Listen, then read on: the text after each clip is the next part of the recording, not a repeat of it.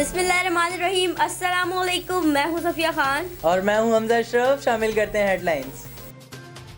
आटे और चीनी के बहरान पर जहांगीर तरीन और खुसरू बख्तियार को क्लीन चिट मिल गई। वज़ीर आज़म ने बताया तहकीकाती रिपोर्ट में दोनों में से किसी का नाम नहीं। सहाफ़ियों से गैर रस्मी गुफ्तगू में महंगाई के खिलाफ मजिस्ट्रेसी निज़ाम लाने का ऐलान। कहा ऐसे मामला देखना मुसाबकती कमीशन की जिम्मेदारी है। सियासी मुखालफीन पर गद्दारी के मुकदमे बनाना छोटापन होगा।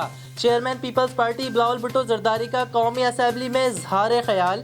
कहा क्या हुकूमत सियासी क़यादत को गद्दारी के मद में सियासी इंतकाम का निशाना बनाएगी? किस बुनियाद पर गद्दारी के मुकदमे बनाए जा रहे हैं? हुकूमत इस बात की वजाहत करे कि मुस्लिम लीग नून के ख्वाजा आसिफ बोले जमहूरियत और आइन पर हमला करने वालों पर आर्टिकल 6 लगता है।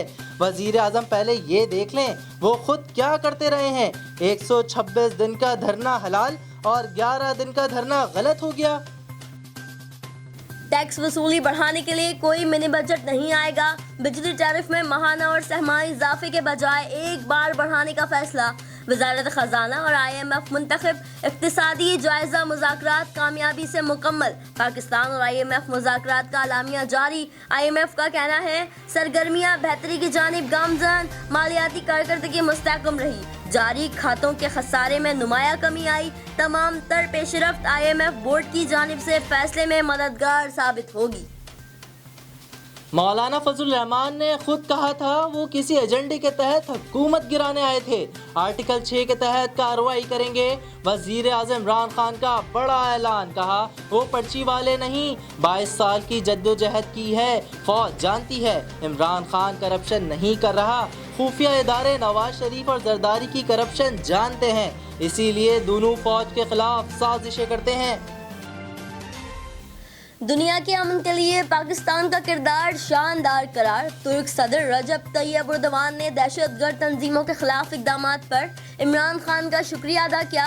मुश्तरका न्यूज़ कॉन्फ्रेंस में कहा कि पाकिस्तान हमारा भाई है, हर मुश्किल में साथ खड़े होंगे। पाकिस्तान हमारा दूसरा घर है। अस्करी और दिफाई शोबे में पाक तुर्क ताउन और ताल्लुकात मिसाली हैं। कराची में एक और बुलंदोबाला इमारत में दरारें। गार्डन उस्मानाबाद में 6 मंजिला इमारत टेढ़ी हो गई। रिहाइश के लिए खतरनाक करार दे दी। 40 से 50 अफराद रिहाइश पजीर। दुकानें सील, मगर मकीनों के एहतजाज पर इमारत को सील ना किया जा सका। SBCA ने टेक्निकल कमेटी बना दी। फिलहाल इतना ही। मजीद खबरों और अपडेट्स के लिए विजिट करें हमारी वेबसाइट CSNlive.tv। इसके अलावा आप हमें फेसबुक और ट्विटर पर भी ज्वाइन कर सकते हैं। देखते रहिए CSN।